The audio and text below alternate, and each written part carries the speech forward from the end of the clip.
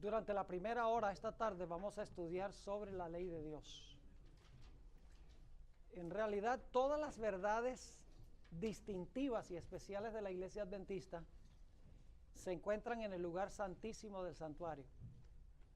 No es un accidente que cuando se abrió la puerta del lugar santísimo en 1844, poco después de eso se empezaron a descubrir una serie de doctrinas que caracterizan especialmente la Iglesia Adventista. Por ejemplo, la mayoría de los cristianos en esa época enseñaban que la ley fue clavada en la cruz. Pero cuando se abrió la puerta del lugar santísimo en 1844, lo que vieron fue el arca del pacto. Y se pusieron a estudiar y se dieron cuenta que dentro del arca del pacto estaba la ley. Entonces dice, si en el cielo hay un santuario, porque el terrenal era una copia, ¿verdad?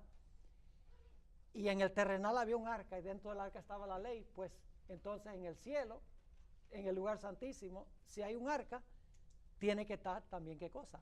La ley. Así que cuando en 1844 entraron por la puerta al lugar santísimo, se encontraron con la ley. Pero luego descubrieron otra cosa.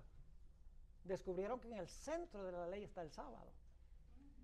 Y dijeron, wow, si en la tierra había un santuario que era una copia del modelo del celestial, y hay un arca en el cielo como había en la tierra, y habían los 10 mandamientos en la tierra y así en el cielo. Entonces el sábado estaba en la ley en la tierra, así que si es un reflejo, el sábado también tiene que estar en la ley en el cielo.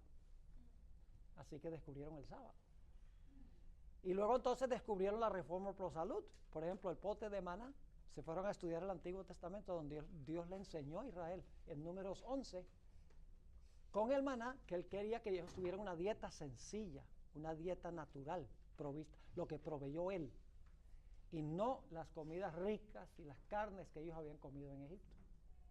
Descubrieron también, lógicamente, el juicio investigador, porque en el lugar santísimo una vez al año se desempeñaba el juicio de Israel. Y dijeron, bueno, si en el terrenal se hacía eso, en el celestial tiene que ser en el día de expiación, que se está realizando también a partir de 1844 el juicio investigador celestial. Y luego descubrieron también el estado de los muertos, que es una verdad distintiva de la iglesia. Porque al fin y al cabo, si el juicio comenzó con los muertos en 1844, entonces esos muertos no se fueron ni al cielo ni al infierno cuando se murieron. Porque si se fueron al cielo o al infierno cuando se murieron, ¿para qué un juicio? Así que como el juicio comienza en 1844, dice, entonces esa gente no puede haberse ido ni al cielo ni al infierno antes de que fueran juzgados.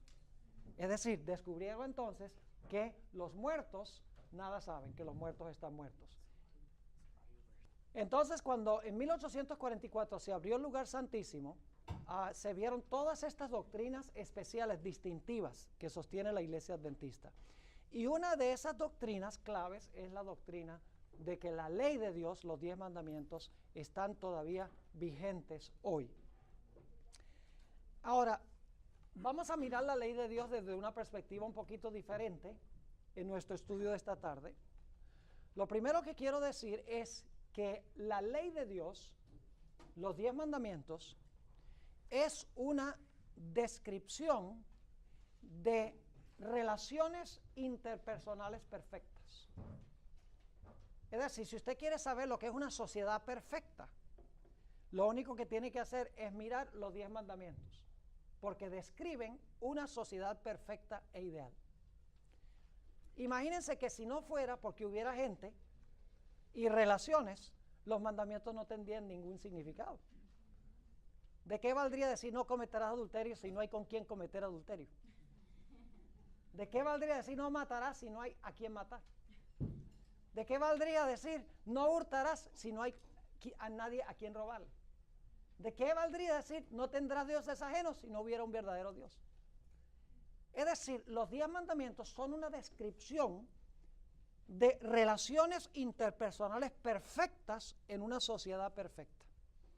Imagínense ustedes cómo sería el mundo si todo el mundo obedeciera los 10 mandamientos.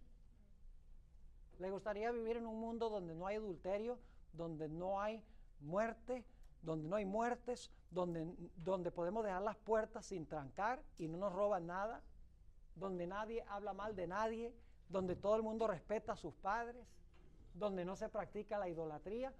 ¿Qué clase de mundo sería ese? Ese sería el cielo en la tierra. Y para allá vamos, ¿verdad que sí? Porque en el cielo todos van a guardar la ley, es decir, y las relaciones interpersonales van a ser perfectas en una sociedad perfecta, porque todos van a obedecer los 10 mandamientos. Es decir, los 10 mandamientos no son malos, los 10 mandamientos son buenos. ¿Quién dijo que no cometerás adulterio es malo? Porque los cristianos dicen, no, la ley es un yugo de servidumbre, eso no lo puede guardar nadie. Pero en realidad cuando uno mira la ley bien, si todo el mundo guardara la ley, el mundo sería un paraíso, porque la ley es buena. Ahora vamos a definir lo que es el pecado. Quiero ir a 1 de Juan, el capítulo 3 y el versículo 4. 1 de Juan, el capítulo 3 y el versículo 4, y vamos a definir lo que es el pecado. Ya vimos que la ley es una descripción de relaciones interpersonales perfectas en una sociedad perfecta. Ahora queremos mirar qué es el pecado. 1 de Juan, el capítulo 3 y el versículo 4. Y ustedes conocen este texto de memoria, es uno de los más famosos en la iglesia adventista. Dice, cualquiera que hace pecado, traspasa también la ley, pues el pecado es transgresión de la ley. Me gusta como lo dice la hermana White, Mensajes Selectos, tomo 1, página 376, dice, la única definición, fíjense, la única definición del pecado que se da en la palabra de Dios se halla en 1 de Juan 3, 4. El pecado es la transgresión de la ley. Ahora, cuando yo digo que el pecado es transgresión de la ley, la mayoría de los adventistas piensan, el pecado es quebrantar los 10 mandamientos. Pero en realidad hay algo más profundo en el pecado que quebrantar unos mandamientos escritos en tablas de piedra. ¿Qué es la ley? En realidad la ley es una copia de lo que es Dios en su persona. Es decir, los 10 mandamientos son Dios en forma escrita. ¿Cómo es el carácter de Dios en forma escrita? Es decir, es como Jesús en persona se refleja en la Biblia, de la misma manera Jesús en persona se refleja en los 10 mandamientos. Los 10 mandamientos son un reflejo exacto de quién es Jesús en su persona. Le voy a ilustrar lo que quiero decir. Uno de mis lugares favoritos para visitar cuando estoy de vacación es un parque nacional que se llama Grand Teton National Park.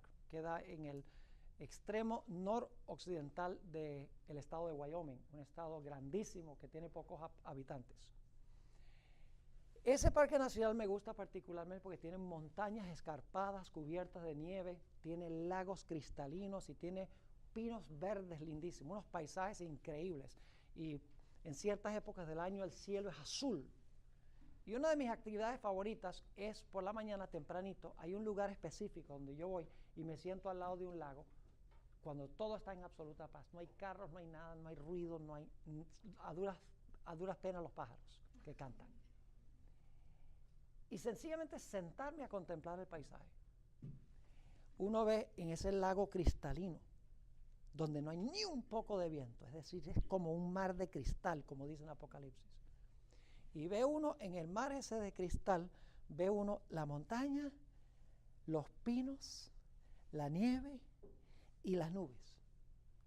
Y yo le he sacado fotos a ese lago y cuando revela las fotos, yo no sé si esto es para arriba o esto es para arriba. Porque el reflejo es perfecto. En otras palabras, yo no sé si el original es la parte de arriba o la parte de abajo. Como usted lo voltee, se ve igual. Porque el reflejo en el lago es perfecto. Así es Dios y su ley. Dios es la ley en persona, podríamos decir. Y la ley es Dios en forma escrita. ¿Quién es Dios en forma escrita? Voy a leerles una cita aquí, muy interesante del Espíritu de Profecía. donde dice, escuchen esto, es profundo. Se encuentra en el Comentario Bíblico Adventista, tomo 5, página 1105. Lo que es el habla al pensamiento es Cristo con el Padre invisible. ¿Captaron eso? Lo que es el habla al pensamiento es Cristo con el Padre invisible. Es decir, el Padre piensa y Jesús implementa lo que el Padre piensa. Por eso Jesús es la palabra de Dios. El Padre, en otras palabras, el Padre lo piensa y el Hijo lo ejecuta. Ahora, fíjense lo que sigue diciendo ella. Él es la manifestación del Padre y es llamado la palabra de Dios. Él es la manifestación, sigo leyendo, Dios envió a su Hijo amado al mundo, su divinidad revestida de la humanidad, para que el hombre pudiera soportar la imagen del Dios invisible. Él dio a conocer en sus palabras, en su carácter, en su poder y en su majestad la naturaleza y los atributos de Dios.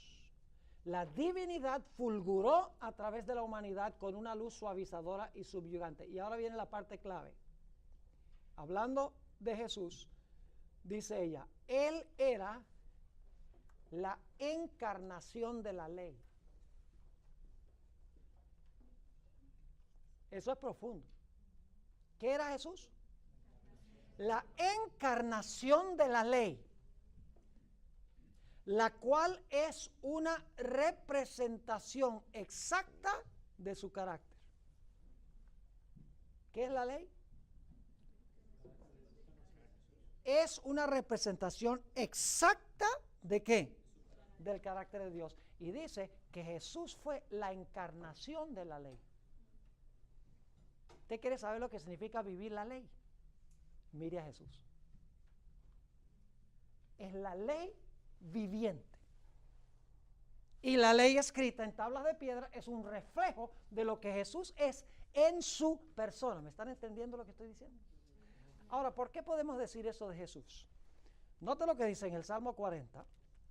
El Salmo 40 y el versículo 7 y 8. Esta es una profecía mesiánica. En realidad, en este salmo está hablando Jesús en cuanto a su encarnación. Salmo 40 y el versículo 7 y el versículo 8. ¿Cómo es que podemos decir que Jesús es la ley en carne humana? O que la ley es Jesús en forma escrita. Son intercambiables, como el lago, como el paisaje y lo que se ve en el lago. Fíjense lo que dice aquí.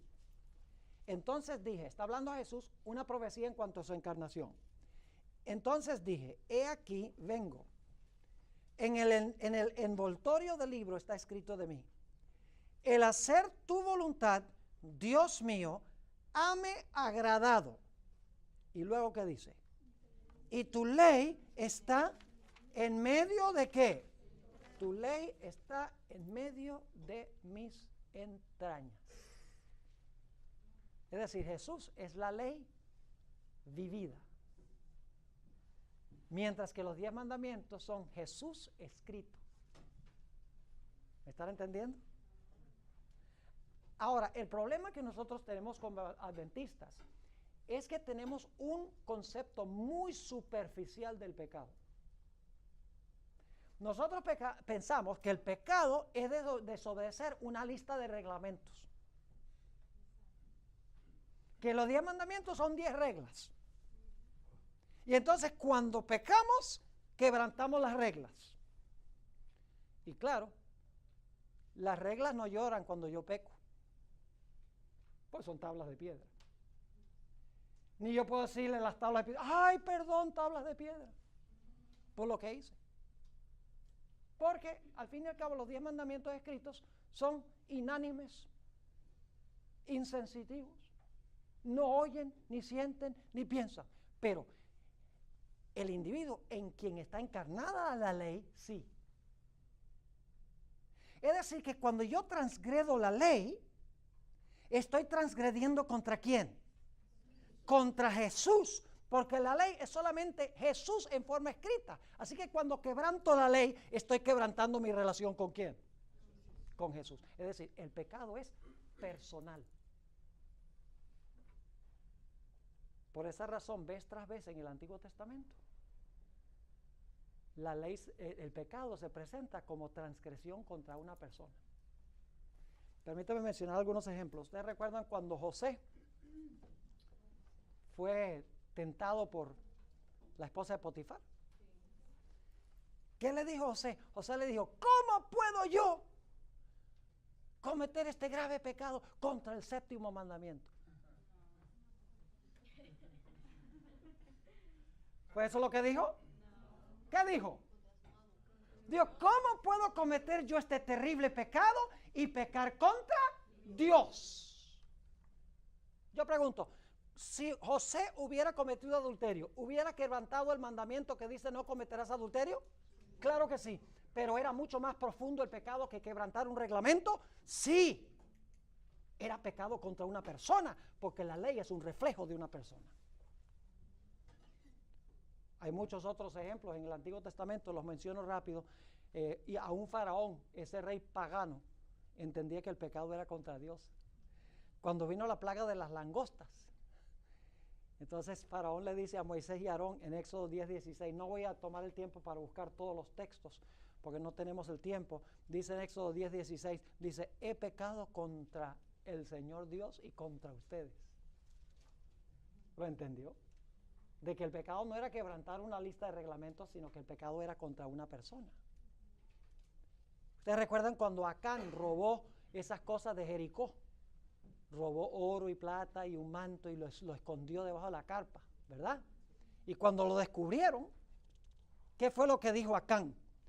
Le dice a Josué, ay Josué, yo he quebrantado el mandamiento que dice no hurtarás. No. En realidad, en Josué 7 y el versículo 20 dice, en realidad yo he pecado contra Jehová, el Dios de Israel. Lo dice en Josué 7 y el versículo 20. Ahora yo pregunto, ¿había robado? ¿Había quebrantado el mandamiento que dice no hurtarás? Si no estoy diciendo que no quebrantó la ley escrita, pero es que la ley escrita es un reflejo de la realidad, la ley en persona. Así que cuando usted quebranta la ley, usted está pecando ¿contra quién? Contra Jesús. ¿Ustedes recuerdan cuando David cometió su terrible pecado de adulterio y asesinato? Adulteró con Betsabé y luego mandó a matar a la esposa para poderse quedar con la esposa. ¡Qué pecado tan terrible! Y cuando Natán se encuentra con David y le dice, tú eres el hombre, en 2 Samuel 12 y el versículo 13, no dice David, he quebrantado el sexto y el séptimo mandamiento. Dice, he pecado contra el Señor.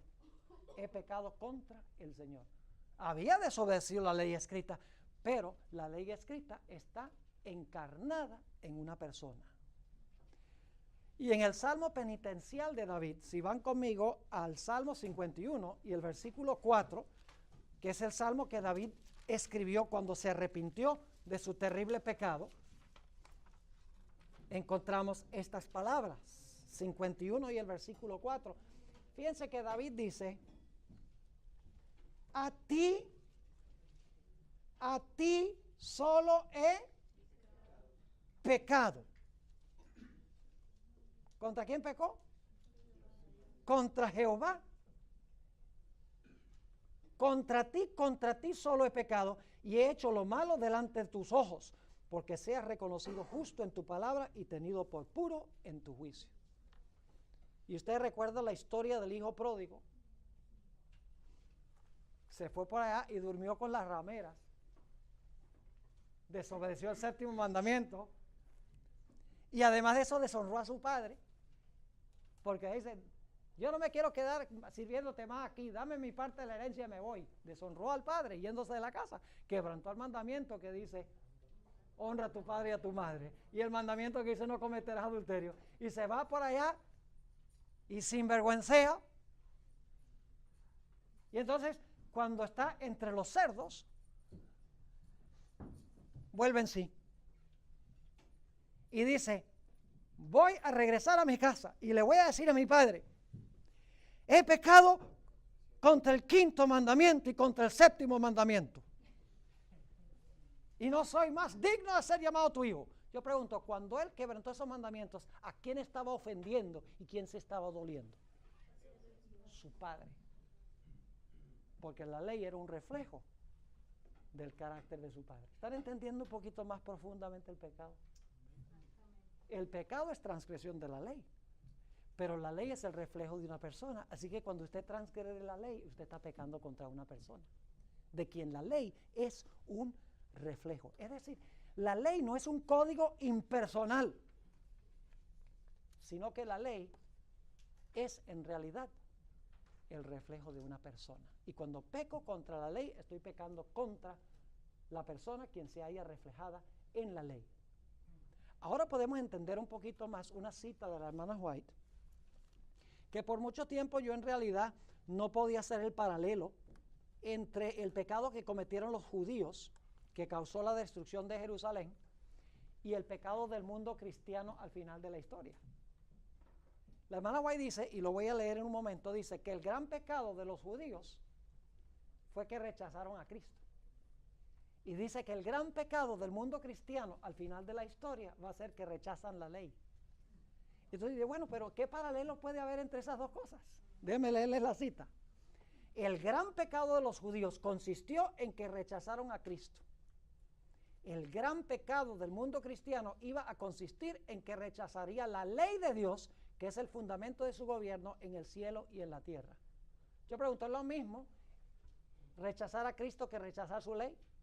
Claro que sí. Porque si la ley es un reflejo de Cristo, si usted rechaza la ley, usted está rechazando a Cristo. Es más, los cristianos que crucifican la ley, en realidad están crucificando de nuevo a Cristo. Porque la ley es un reflejo de Cristo.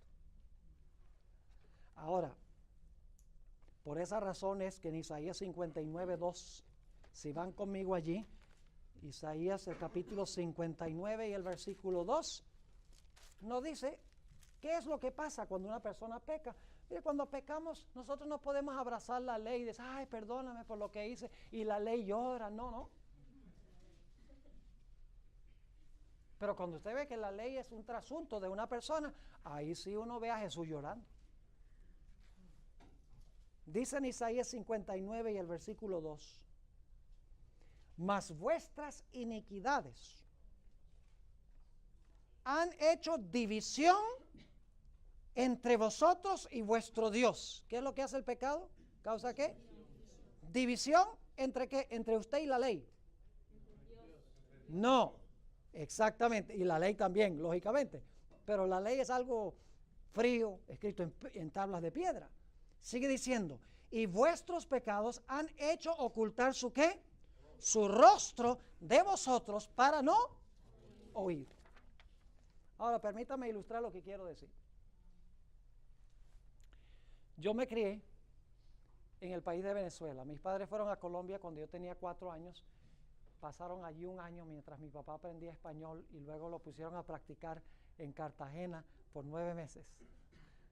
Si hay algún colombiano aquí, no es un buen lugar para practicar el español. El español colombiano es muy bueno hasta que uno llega a la costa. Ya cuando llega a la costa no es tan bueno. Pero después de ese año nos fuimos a Venezuela. Yo tenía 5 años y entonces estuvimos en Venezuela desde los 5 hasta los 14 años. Estudié toda mi escuela primaria en el Colegio Ricardo Greenwich en la ciudad de Caracas, una institución adventista. Resulta que donde estaba el colegio estaba en el primer piso y las oficinas administrativas de mi papá, que era el presidente de la asociación, quedaban en el segundo piso. Entonces a veces cuando yo estaba en el recreo y mi papá estaba de viaje, yo me subía al segundo piso y me sentaba detrás del escritorio y ponía los pies encima del escritorio, ¿sí? Y jugaba de que yo era presidente, copiándolo a él, como copiamos a los padres. Y a veces me metía por el zafacón de la basura para ver qué se conseguía interesante ahí. Y un día estaba buscando en el zafacón de la basura y encontré un sobre. Y en el sobre había un billete de 20 bolívares. En ese tiempo era plata, porque el dólar era 3 dólares, 3 bolívares con 30 céntimos por dólar, y el dólar valía mucho más en esa época, así que eso era mucha plata. Ahora, yo sabía que ese sobre lo habían botado ahí por accidente. Nadie va a botar un sobre a sabiendas con un billete de 20 bolívares, pero yo dije, bueno, si la persona hubiera querido tener el billete, no lo hubiera botado. Como decimos en inglés, finders, keepers, losers, weepers. ¿Verdad que sí? Entonces yo dije, oye, eso es mucha plata.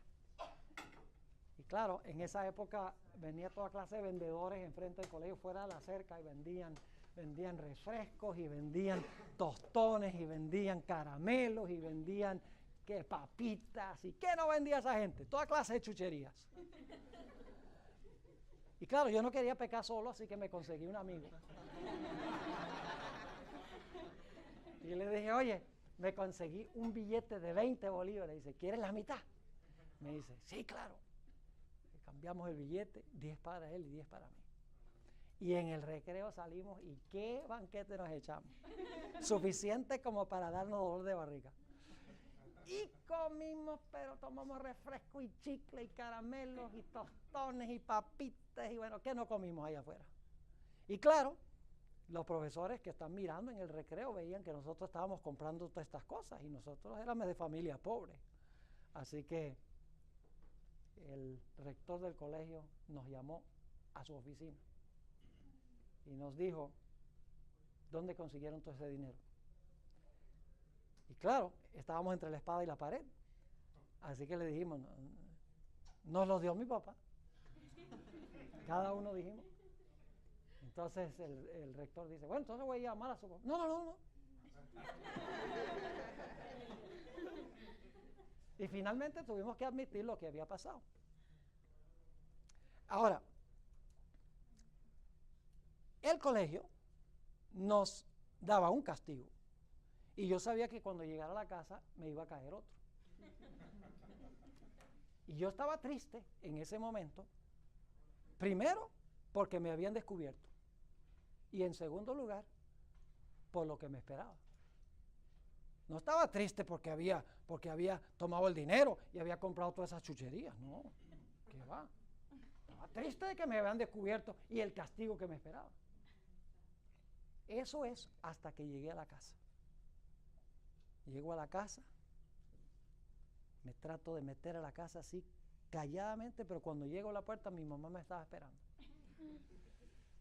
Pero lo interesante es que mi mamá no me estaba esperando con la correa, sino que yo puedo ver la imagen hoy en día todavía, le chorreaban lágrimas de los ojos, llorando. Y me dijo, hijo, el rector del colegio llamó, estoy decepcionada. Así no te enseñamos nosotros. ¿Creen ustedes que ahora yo veía mi pecado de una forma distinta? Poquito antes yo estaba triste de que me habían descubierto y que me iban a castigar. Pero ahora yo me di cuenta que mi pecado había herido a mi madre. El pecado ahora personal. Y yo me propuse desde ese día que yo no iba a robar más nada, nunca. No porque el mandamiento dice no hurtarás, sino porque robar hiere gente. ¿Están entendiendo? Tomemos por ejemplo el caso del adulterio. Yo pregunto, cuando un padre comete adulterio con una mujer que no es su esposa, ¿hiere eso a su esposa? ¿Sí o no? ¿Hiere a sus hijos? ¿Hiere a su iglesia? ¿Lo hiere a él? Claro que sí. No se trata solamente de que quebrantó un mandamiento escrito que dice no cometerás adulterio. Su pecado hirió a su esposa, a sus hijos, a su iglesia y a él. El pecado es personal. Y cuando yo veo que el pecado es personal, es que yo voy a querer dejar de pecar por no herir a mi amigo especial, que es Dios. Me hace pensar del pecado de Adán.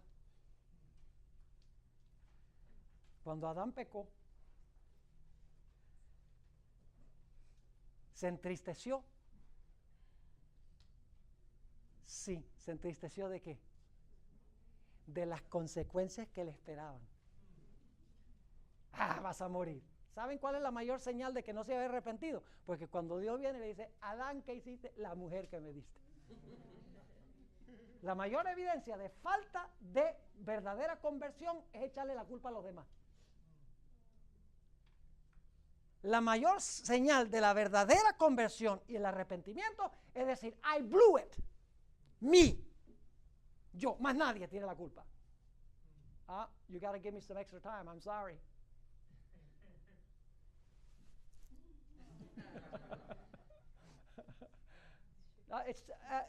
I'm supposed to be finished at 3:30, right?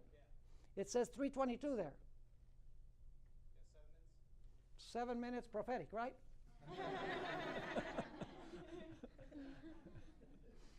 Ok.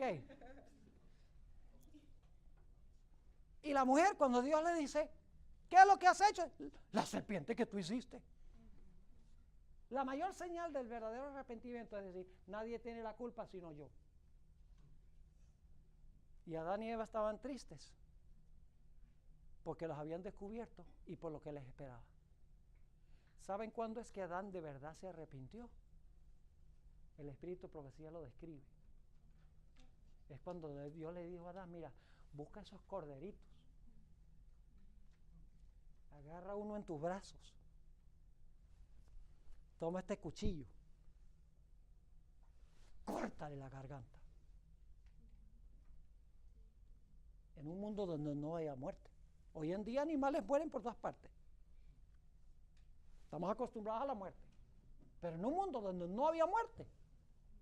Ahora Adán toma el cuchillo, le corta la garganta a ese animal, chorrea la sangre y el animal está inerte en su brazo. Y lo mueve y nada. Ahora dice, ahora sé que es muerte. Y entonces Dios le dice, Jesús, quien es el portavoz de Dios, le dice, eso, tu pecado que causó la muerte de ese cordero me representa a mí. Tu pecado me va a matar a mí, tu creador, quien te creó por amor. Tu pecado me va a quitar la vida, voy a tener que dar mi vida por ti. ¿Creen ustedes que Adán ahora veía el pecado de una forma diferente? Claro que sí, porque el pecado no era quebrantar un mandamiento que Dios habló, que Dios escribió, sino que era romper una relación estrecha con Dios. Noten el libro de Zacarías, el capítulo 12 y el versículo 10, donde se haya revelado esto. Zacarías, el capítulo 12 y el versículo 10.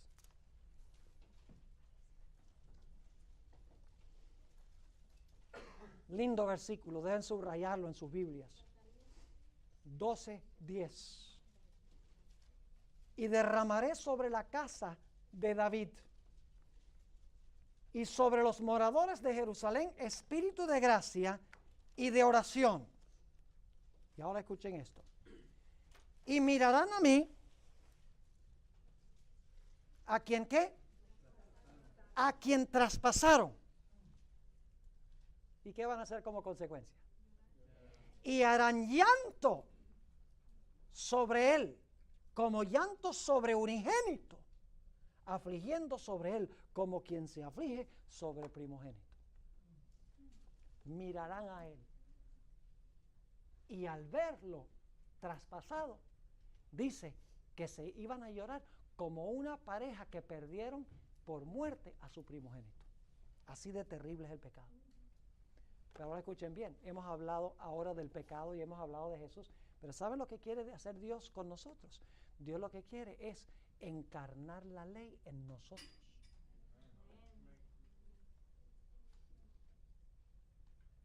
Nosotros decimos que Cristo debe vivir en nosotros, ¿verdad? Con Cristo estoy juntamente crucificado y ya no vivo yo, más vive ¿qué? ¿Saben cómo es que vive Cristo en mí? Porque Él escribe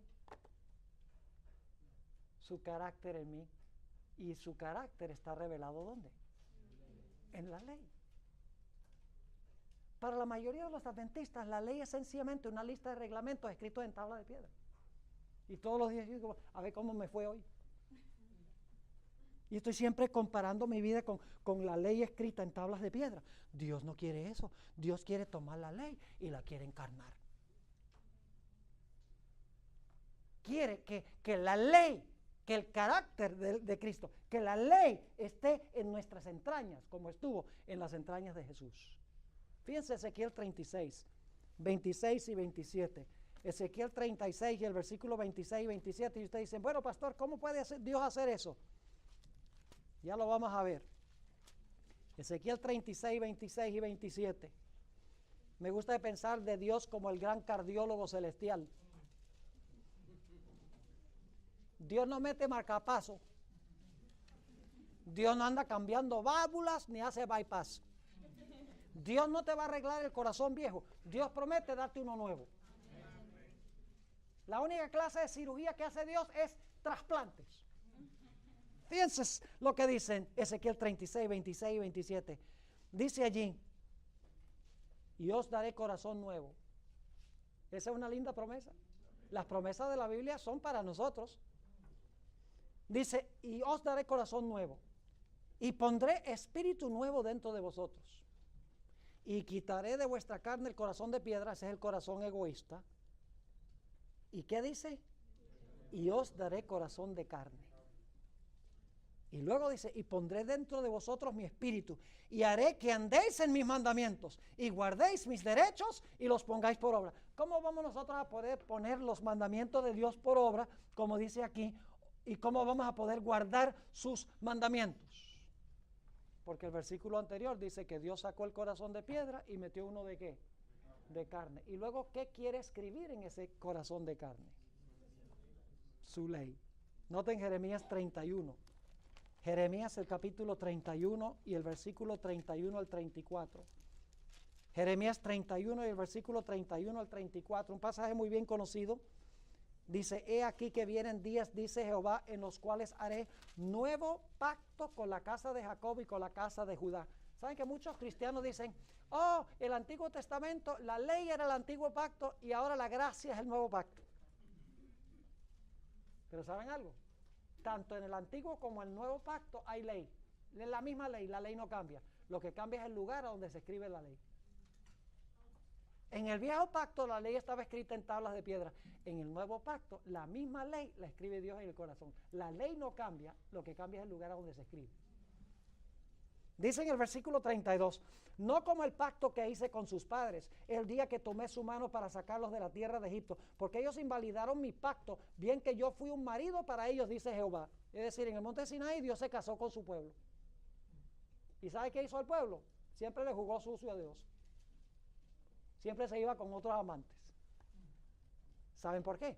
Porque para ellos la ley era una lista de reglamentos en tabla de piedra. Pero eso dice, la ley en tablas de piedra no sirve. El apóstol Pablo dice, ¿la letra qué? Mata. La ley en tablas de piedra, solo, si usted no la tiene en el corazón, la ley te condena. Pero cuando tú tienes la ley en el corazón, cuando la ley está encarnada, entonces tú haces lo que la ley te exige. Y la ley ya no te condena. Fíjense lo que sigue diciendo en el versículo 33. Mas este es el pacto que haré con la casa de Israel después de aquellos días, dice Jehová. Daré mi ley, ¿dónde? En sus entrañas, y escribiréla en sus corazones. Y yo seré a ellos por Dios, y ellos me serán por pueblo. Y ahora fíjense qué interesante. Como resultado de que la ley está escrita en el corazón y en la mente del hombre, ahora nadie te va a tener que decir, no vayas al cine.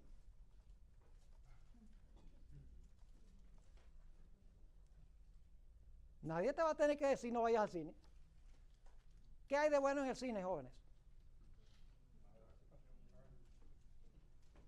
Adulterio, palabras inmundas, espiritismo, violencia,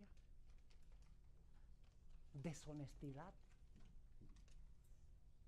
basura. Seamos honestos. Yo le pregunto, ¿qué sería mejor? ¿Ir al cine por 3 horas o leer la Biblia por 3 horas? It's a no-brainer, right? Lo difícil es hacerlo. Y para mí es increíble que algunos directores de jóvenes estén diciendo a los jóvenes que está bien ir al cine a ver esa basura que contamina al ser humano. Fíjense lo que dice el versículo 34. Y no enseñará más ninguno a su prójimo, ni ninguno a su hermano diciendo, conoce a Jehová. Porque todos me conocerán. ¿Por qué van a conocer a Jehová? Porque la ley está en el corazón. Todos me conocerán, desde el más pequeño de ellos hasta el más grande, dice Jehová, porque perdonaré la maldad de ellos y no me acordaré más de su pecado. Ahora alguno dirá, pero Pastor Borg, ¿cómo es que Dios escribe la ley en el corazón? Y aquí tenemos que llegar al fin, porque ya estoy viendo que va a llegar la ley. Escrita en tablas de piedra. ¿Cómo es que Dios escribe la ley en el corazón? Escuchen bien. No, Dios nos puede cambiar el corazón instantáneamente. Pero escribir su ley en el corazón es un proceso. ¿Están conmigo o no están conmigo? Cambiar el corazón. Yo puedo pedirle a Dios un nuevo corazón y me lo da instantáneamente. Si oro con corazón sincero a Él. Pero el proceso de escribir su ley o el carácter de Jesús en el corazón es un proceso. Vamos a 2 Corintios, el capítulo 3. Les voy a explicar cómo sucede. La fórmula es sencillita. Lo difícil es hacerlo. Como decía el pastor Clusé esta mañana, ¿verdad? La fórmula está allí, pero hacerlo es otra cosa. 2 Corintios 3, 18. Y vamos a continuar hasta 20 para las 4 porque en realidad empezamos tarde, porque el almuerzo estuvo tarde. Así que todo está retrasado. Todo es por hora hispana. Truth hurts.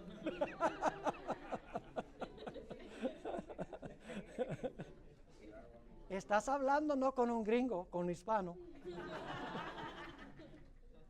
Note lo que dice 2 Corintios 3, 18.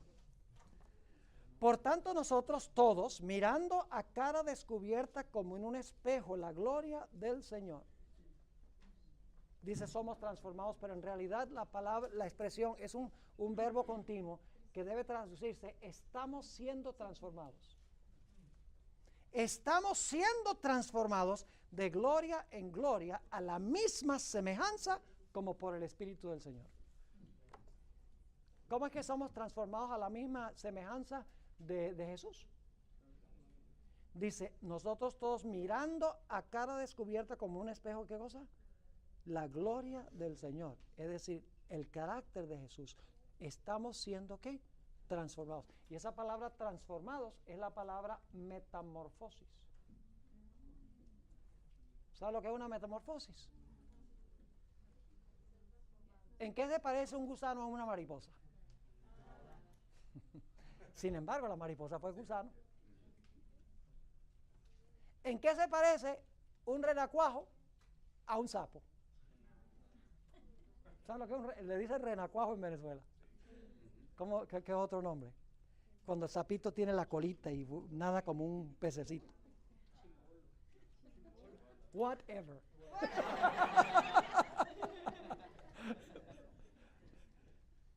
Ustedes saben de qué estoy hablando. ¿En qué se parece ese? Cuando sí es así como negrito con una colita. ¿En qué se parece eso a un sapo? En nada. La metamorfosis es un proceso de transformación increíble. Esa es la palabra que está siendo usada aquí. Ahora, ¿cómo logramos esto? ¿Cómo es que logramos cada día reflejar más el carácter de Jesús? Contemplándolo. ¿Y a dónde lo contemplamos? En el cine. ¿A dónde lo contemplamos? En su palabra. La única forma de ver a Jesús es a través de su palabra. Mientras más estoy en la palabra, más llego a ser como Él. Fíjense, ustedes conocen el Salmo 119, donde dice, tu palabra he ocultado, dice en el hebreo, en mi corazón, para no pecar contra ti. Termino con una ilustración. Una de las personas que iba a presentar aquí en este congreso, que no vino, es un estudiante mío que se llama Jorge Rico. Tal vez el próximo año vamos a traerlo. Excelente presentador, buen maestro, es profesor de teología en King, Texas, en nuestro colegio adventista allá. Fue alumno mío por 3 años. Y un día yo fui a predicar a este cierto lugar, que no voy a decir dónde fue, y viene una hermana y me dice, oiga, pastor, te predica igualito a Jorge Rico. Entonces yo la miré sonriendo por dentro, pues no quería tampoco ofenderla, ¿no? Le digo, pues sabe, hermana, que ese Jorge Rico fue alumno mío por 3 años. Y enseguida dice, ay, pastor, perdone, yo no sabía eso. Entonces yo le dije, mire, lo que pasa es que cuando una persona pasa 3 años en un salón de clase con el profesor, algo se le pega. ¿Verdad? Muchos alumnos copian el estilo del profesor por haber pasado tiempo con ellos. El principio es igual en la vida cristiana. Mientras más contemplamos a Jesús, más nos asemejamos a Él. Entonces la gente nos va a ver y dice, ve, se parece a Jesús. Mira qué dulce, qué amable, qué cortés. No habla sino palabras bonitas, ama a todo el mundo. ¿Por qué razón será? Porque hemos estado con Jesús. Dice en el libro del Hechos de los Apóstoles que cuando vieron la constancia de Pedro y cómo predicaban con poder, se dieron cuenta que habían estado con Jesús. Jóvenes y también mayores, el secreto es sencillo. El secreto para Dios encarnar la ley o encarnar a Jesús en nosotros es sencillo. El problema es hacerlo. La forma en que Dios lo hace sencillamente es metidos en su palabra con oración. Mientras más tiempo pasamos con Jesús, más llegamos a ser como Él. Así fue Enoc. Enoc tuvo un caminar tan cercano y no tenía Biblia, pero Dios le hablaba y él estudiaba la naturaleza y se deleitaba en pasar tiempo con Dios. Finalmente estaba tan cerca a Dios que Dios le dice, mira, tú no tienes más nada que hacer allá, vente aquí a la Nueva Jerusalén y seguimos caminando acá. Y eso es lo que va a pasar para que Jesús venga. Cuando el carácter de Cristo sea perfectamente reflejado en su pueblo, vendrá Él a reclamarlos como suyos. Amén. Ojalá sea esa nuestra experiencia, que salgamos de este congreso con la nueva determinación de que vamos a pasar tiempo en la palabra y tiempo en oración y tiempo compartiendo con el mundo el carácter de Jesús. Oremos. Padre Celestial, te damos gracias por el tiempo que hemos podido pasar juntos. Te ruego, Señor, que nos ayudes a ver la ley no solamente como una lista de reglamentos en tablas de piedra, sino que tú saques este corazón egoísta, este corazón duro, este corazón empedernido, este corazón de piedra. Sácalo y danos un corazón de carne. Y luego, Padre, cada día, al contemplar a Jesús en la palabra, escribe tu ley en nuestro corazón para que el carácter de Jesús se pueda reproducir perfectamente en nosotros. Gracias, Señor, por haber estado con nosotros. Gracias por escucharnos, porque te lo pedimos en el nombre de Jesús. Amén. Amén. Bueno, Dios les bendiga. La segunda sesión vamos a tomar en 10 minutos, a 10 para las 4. Vamos a empezar. Yo sé que les estoy robando 5 minutos, pero estamos retrasados. Dios les bendiga. Les bendiga. Les bendiga. Les bendiga.